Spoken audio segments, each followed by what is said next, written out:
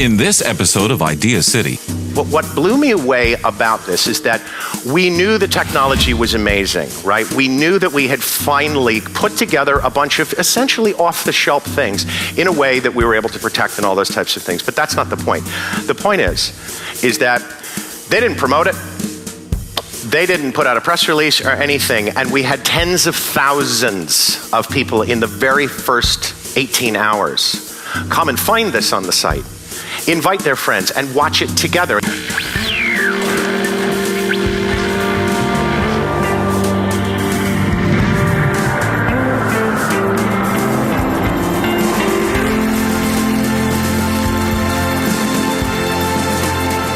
Idea City, the smartest people, the biggest ideas.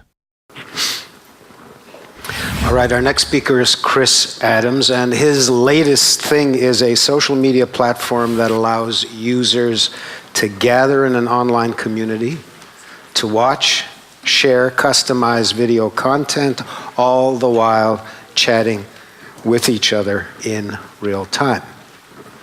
What makes Chris particularly interesting is that simultaneously and in a sense previously, he has a life as a movie producer.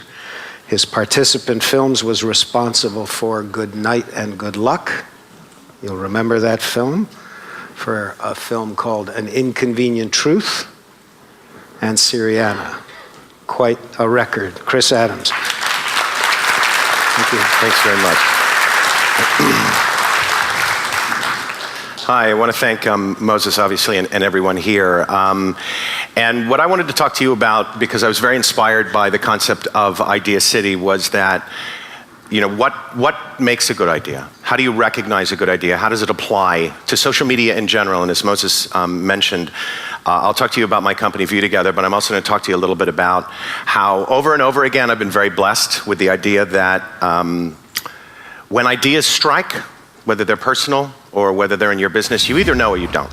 And being a social media junkie, there's my Twitter, my Facebook vanity URL, and that old thing called email. So I've really just, look, this is a cliche, right? Light bulb goes off. But I think that we don't give enough credit to how important an idea is. We've all, we get pitched every day. We're in meetings every day. And one of the things that drives me, and it was amazing because my sister-in-law said this to me literally today, that good ideas now become our future normality. And I think that if you look at what people have been talking about over the last couple of days, if you look at how Facebook is our new normality, well, so was the social networks of the past, like Tripod and Angel Fire. These places where you could create your own place online. I think what we heard about with Second Life is that good idea might someday become our future normality. Where my future normality came from is, oops, I'm out of order. So this is me. How did I get there? Well, I started here. Where's the pointer? I think it got absconded. But if you go right below the A, right to that little intersection, right there, that's where I grew up. There's 500 acres around me of absolutely nothing. I tried to find a photo of this from 1967, and I couldn't, but suffice to say, a lot of these roads, like this looks really barren, but none of that was there. And the amazing thing is that I came from this place where it was all about ideas. My younger brothers were all little. I was 6 or 7, get dropped off by the bus. What do? Well, you run into that. And your ideas are either magical, you go and play, the in-your-head kid version of Dungeons and Dragons or Cowboys and Indians, or you run around and play Army Man, and it's great, and you have this incredible day. Or, in the case of me trying to play, I think, like Pirates or something, and I got myself hung up under the bridge, that went across the stream that was underneath our house, and I had to be rescued. That was a bad idea.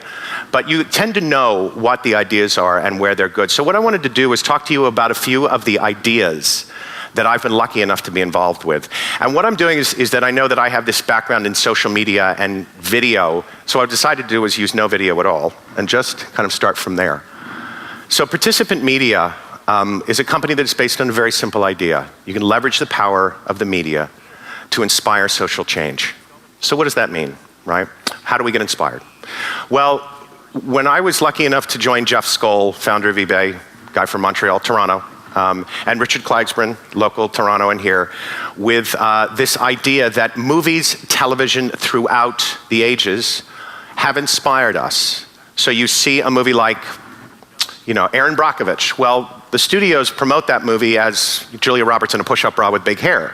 It's actually about a chemical company that is poisoning the water of a town, okay? Now, traditionally, if you're in the business of media, you want to put butts in seats and get DVDs sold and now get VOD and people getting their, watching on Hulu or whatever it is and making money, right?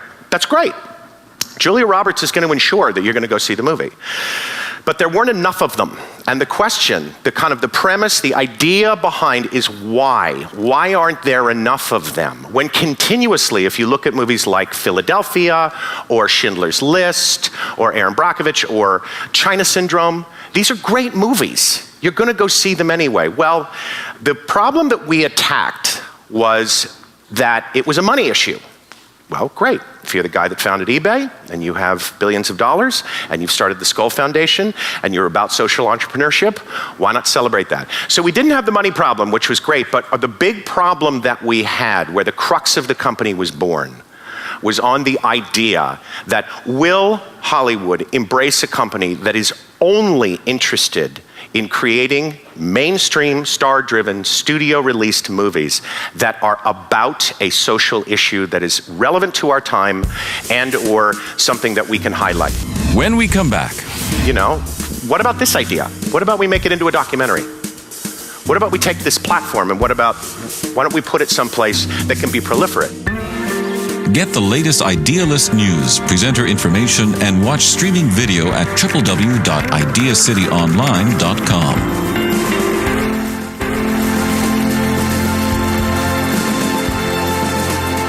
Idea City, the smartest people, the biggest ideas. And what's very interesting is that if you use the paradigm of an inconvenient truth, I was lucky enough to be invited to see Al Gore do a PowerPoint presentation in a room about half this size, and Al's droning on, right, and doing the slide thing, 45 minutes of incredible amounts of science, and all these predominantly very rich white people were sitting in the audience nodding, and they had paid their huge amounts of money to shake the former vice president's hand afterward. So I sat down with he and with Laurie David and with Lawrence Bender afterwards and said, so what are you going to do with us? And they said, well, we're going to keep giving these presentations and we're going to keep going out. And I said, yeah, so you're going to, go activate a bunch of liberal, rich white men? What about this idea? What about we make it into a documentary? What about we take this platform and why don't we put it someplace that can be proliferate? And they had asked me a very good question. Well, how are you going to do that? And my answer was, I have no idea, but I've got Davis Guggenheim working at Participant. Davis will figure it out. And Davis did, with Al, and this incredible team that put together this piece of social media. The idea that you can attach the visuals and the power of a motion picture to a movement. And look, one of the kind of like off-the-cuff esoteric goals that we had is that there was this big debate about global warming and about all those other things. And, but when former President Bush did a State of the Union address right after An Inconvenient Truth was rolled out, he used the words global warming in his speech, so we consider that a pretty big success. I then went on to Facebook, and the interesting thing about Facebook, and you'll have the sincere pleasure of meeting and listening to Randy Zuckerberg tomorrow, but I joined Facebook at the age of 39 years old when they had 7 million users and they were still a college site. And so the idea was we need a video product. Okay, because YouTube is rising and MySpace TV is rising and all of these things. We need a video product. Figure it out. That was my mandate. But before I figured it out, I had to get this idea in my head that I'm not 17, I'm not in college, I don't work at Facebook, and I asked this very simple question. Well, I need a profile. And they went, oh yeah, you don't have a .edu and you don't work here. So they had to do an engineering workaround to get me a profile. Well, that still doesn't mean I know how to use it, right? So I came up with this idea that in order to fulfill and do what I had to do at Facebook, whatever that was going to be, I had to figure out how to use Facebook. And I realized that it's this very, very rich two-dimensional data set, right?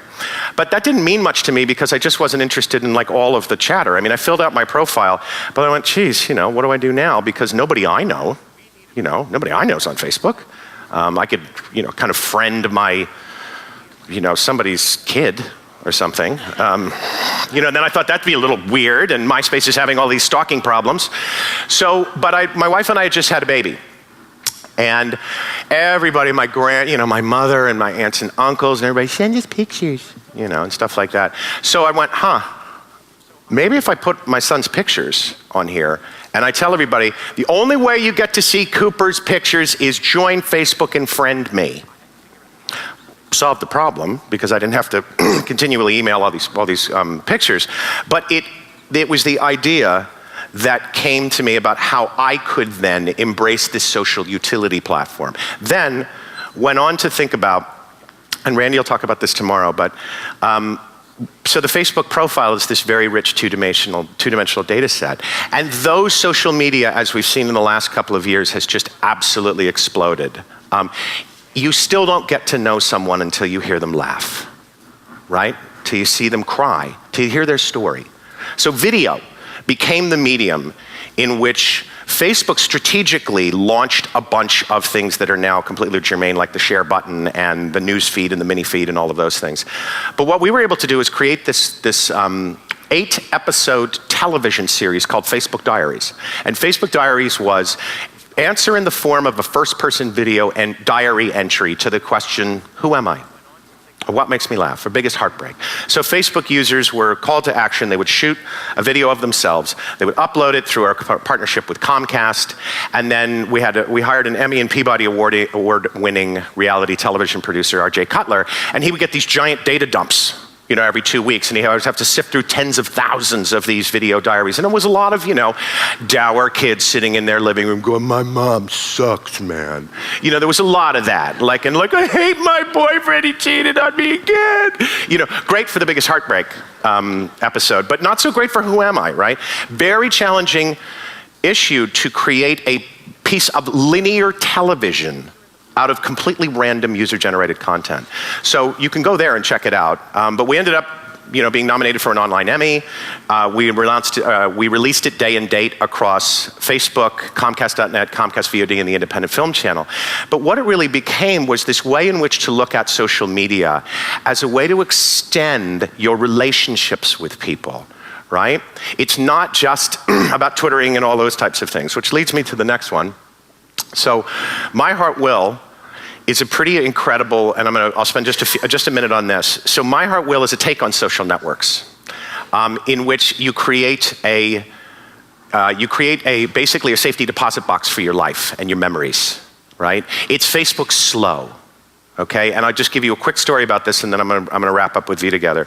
So when I was 6 years old, apparently my father wrote a letter to me to be delivered at some later date, and my father was tragically killed when I was 10, and the letter got lost somewhere. Well, on my 40th birthday, my mother had found the letter, came to me, and gave me the letter. And of course, I wept like a baby, right? But when I read it again and again and again, I realized that this is a snapshot of this man's life. This is who he is. And it's at a moment in time. Well, My Heart Will is a place in which anyone can record their entire life, slowly, thoughtfully, video, audio. Upload your old Super 8 movies, put on your pictures, blog yourself to death on it, over time, for years and years and years. So if I wanted to, and of course I was inspired, I have to write my son a letter and all the pressure and all this stuff. Well, what I can do is sit down in front of my video camera anytime I want and go, hey Copes, it's Dad, you're 3 now and you're being a real pain in the ass. And 10 years later, I can set it up. So when I know he's 14 and he's gonna be a nightmare, I can send him an email and he'll get that. We've all said, oh, videotape that because your son's gonna, well, now I can. But more importantly, My Heart Will keep anybody's memory about their life forever. Forever. The business model is very easy. It's a subscription, 10 years. No ads, nothing to buy. You get 10 years, then you re-up, then you get another 10 years. And only the people you love, only your family, can be put there. You can see it. When we come back, View Together is the ability for any number of people to watch any video, frame by frame synchronization, chat in real time about it, search for, preview, and pick other videos from either the web in general or a partner. get the latest Idea City news instantly. Follow us on Twitter.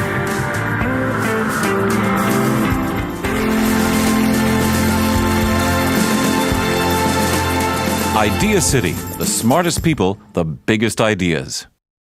So then we got to View Together. And the amazing thing about View Together is it represents everything that I've been doing in my entire career. View Together is the ability for any number of people to watch any video, frame by frame synchronization, chat in real time about it, search for preview, and pick other videos from either the web in general or a partner.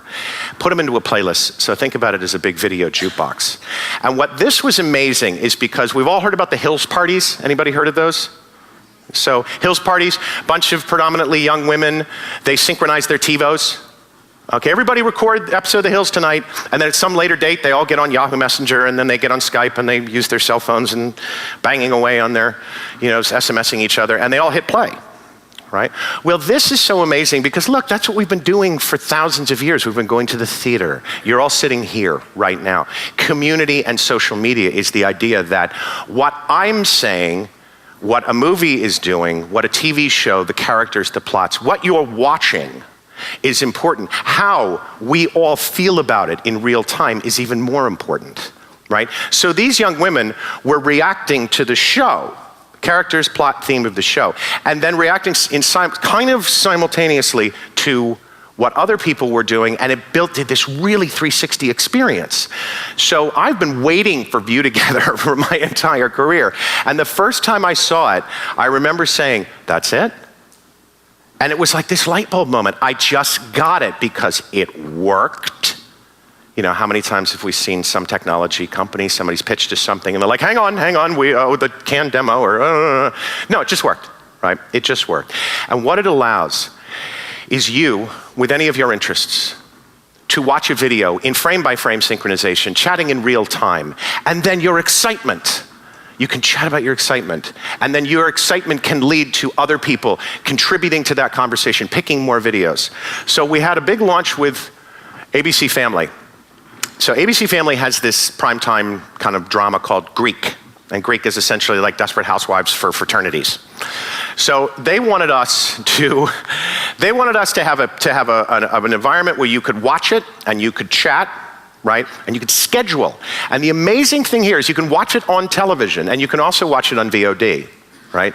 But View Together had a methodology by which I could decide ahead of time to watch the episode that just went on television or any prior with up to 20 of my friends, schedule at any time, invite them in, and look, I won't go into the big business model, but it was essentially, T-Mobile sponsored the emails and all of these types of things. But what blew me away about this is that we knew the technology was amazing, right? We knew that we had finally put together a bunch of essentially off-the-shelf things in a way that we were able to protect and all those types of things. But that's not the point. The point is that they didn't promote it. They didn't put out a press release or anything, and we had tens of thousands of people in the very first 18 hours come and find this on the site, invite their friends, and watch it together. And you're thinking like, well, that sounds really crazy. Who would do that? Hundreds of thousands of people do. And think about it. The way that I think about it, the idea in my head is that what's better than watching something with your friends and with people who you like and with people who you understand you. So where we've gone from this is here. So we've just launched Twitter functionality on View Together. And again, I kind of want to paint a picture of it here. So imagine that we're all watching a Tiger Woods video, okay? And Tiger is putting a 60-foot putt to win the Masters or something. And we're all watching, because we're all golf nuts, and we're all watching with bated breath, right? So the ball drops in. If I wrote, Twitter nails 60-footer to win the Masters, yes, it can live in that chat client and that environment, right? But now you can tweet that exact comment out to my Twitter page. Anybody following me on Twitter, let's say they all know I'm a golf nut, right? They can then read the comment with the tiny URL. The tiny URL takes you exactly back to that frame of video where the putt went in, right? So it's ego casting at its best. But to get even better, that tiny URL brings you back to a site like CBC or ABC or Fox Sports or whoever we're doing a partnership with, because this is a white label B2B company.